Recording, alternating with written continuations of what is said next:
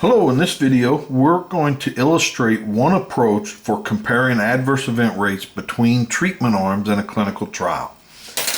Now we're going to let Xi equal the number of AEs observed for subject I in treatment 1. Yi be the number of AEs observed for subject J in treatment 2. Now subject I in treatment 1 is followed for DI days. Or we could say subject J in treatment 2 is followed for TJ days. Okay? And they can be followed for a different number of days.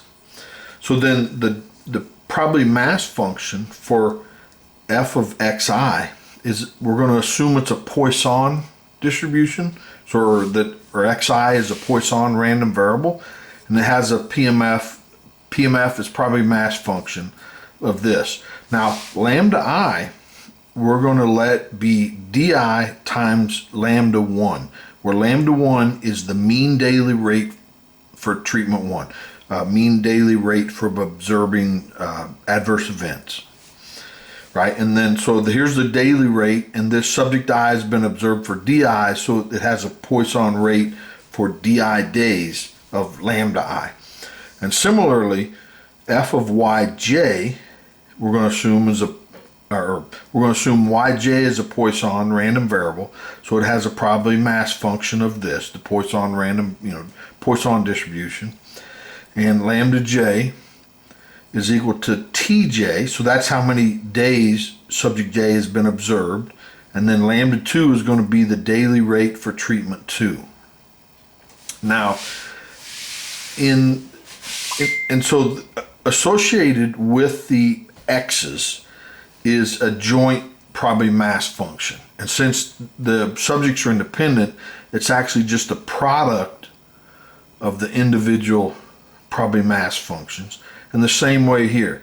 So this is a y, and that's a vector. So it's y1, y2, y all the way to however many there are, N2. So there's N1 subjects here, and there's N2 subjects in treatment 2. Now the reason that we do this, and we're not going to expand further on it than what I say here, is that you can develop maximum likelihood estimates for lambda 1, the mean daily rate for treatment 1, and lambda 2, the mean daily rate for treatment 2, and it's these. And the mean for treatment 1 is just the sum of all the adverse events in treatment 1 divided by the sum of how many days we followed, the number of person days in treatment 1. And then similarly for lambda 2, that's the mean, the maximum likelihood estimate. Now, and the reason we're not going to go more on this, and if people want, I'll expand on this and show you how to create graphs using these, and it's actually pretty neat. But if you're interested, and put me a text or write a comment, and I'll see what I can do. So here we're going to let x, capital X, be the sum of these adverse events, so the sum of xi. And the sum of independent Poissons is Poisson. So this is distributed with a Poisson distribution, say lambda x. And it's the sum of all these other lambdas, which ends up being this. So it's the sum of the di's times yi. And the same here, we're going to let capital Y be the sum of the yj's, from 1 to n2.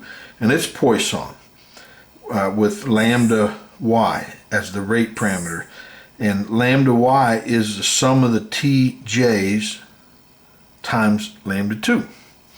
Now if we create a random variable z, which is the addition of its x plus y, it's also a Poisson random variable with lambda z as the parameter, but lambda z is going to be the addition of these two, lambda x plus lambda y, where these were defined previously. Now, this test is sort of like Fischers Exact test, where it's a conditional test. And here we're going to look at the x conditioned on z. So this z is the total number of AEs observed in the study, both treatment arms, and X is how many observed in treatment 1. And then based upon that, then we can conduct a test to see if the two rates are equal. And again, this is what Fischers Exact test does. And this particular test was developed, I'm pretty sure, in the 1930s. And I don't have a name right now for who developed it. So f of x given z is this. So it's the joint probability mass function of x and z divided by probability mass function for z.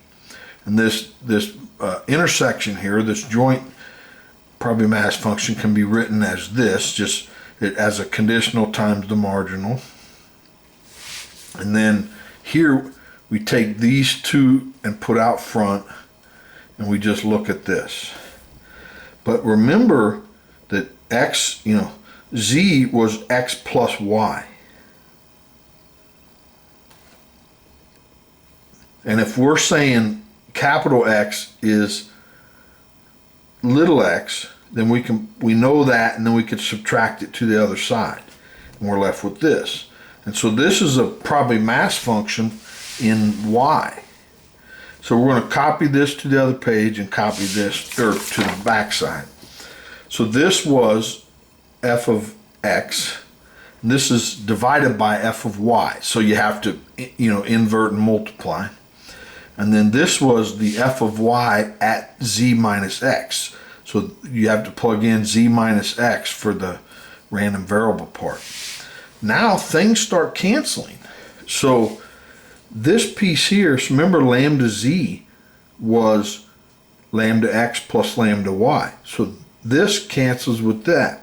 The e functions, cancel each other. And then we combine, the z factorial, x factorial, z minus x factorial. Then we bring the lambdas here. And as mentioned, this was x plus, lambda x plus lambda y. And then of course, z is x plus y. Now, for y, we can put in z minus x.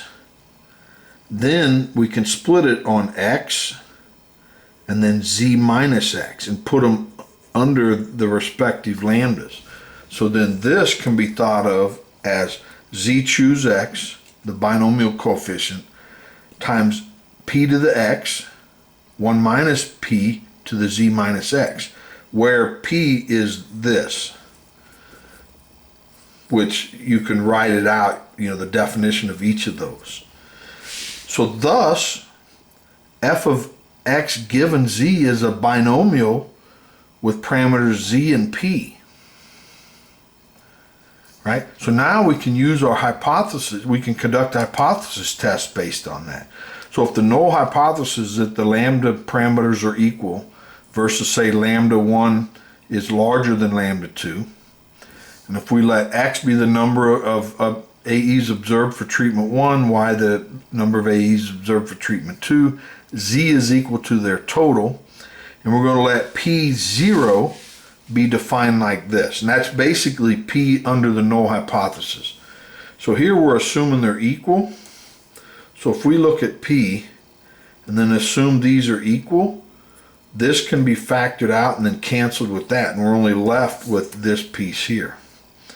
And remember, this is the number of days observed for treatment 1 over the total number of days observed for all the patients, both treatment arms. And so we're going to reject the null hypothesis if the p-value, which is the sum from x to z, right? We observed x adverse events, and so how extreme is that? And that's what the p-value kind of represents. And if the p-value is less than alpha, we reject. And that's it. That's the test. And we could also do a two-tailed test. So are the lambdas equal or are they different? And then there we would have to look at both tails. So we're going to reject the null hypothesis if the p-value, which is 2 times the minimum of one of those tails. So, in one tail we go from X to Z, we calculate that probability. And in the lower tail we go from 0 to X, and then whichever smaller we take, and then times 2, and then that's our two-tailed p-value. And so we reject if this is less than, say, alpha. Oop. And that's it. That's a test. Well, hope you enjoyed this. I sure did. Please like the video and subscribe so you don't miss the next one. Thanks. Bye.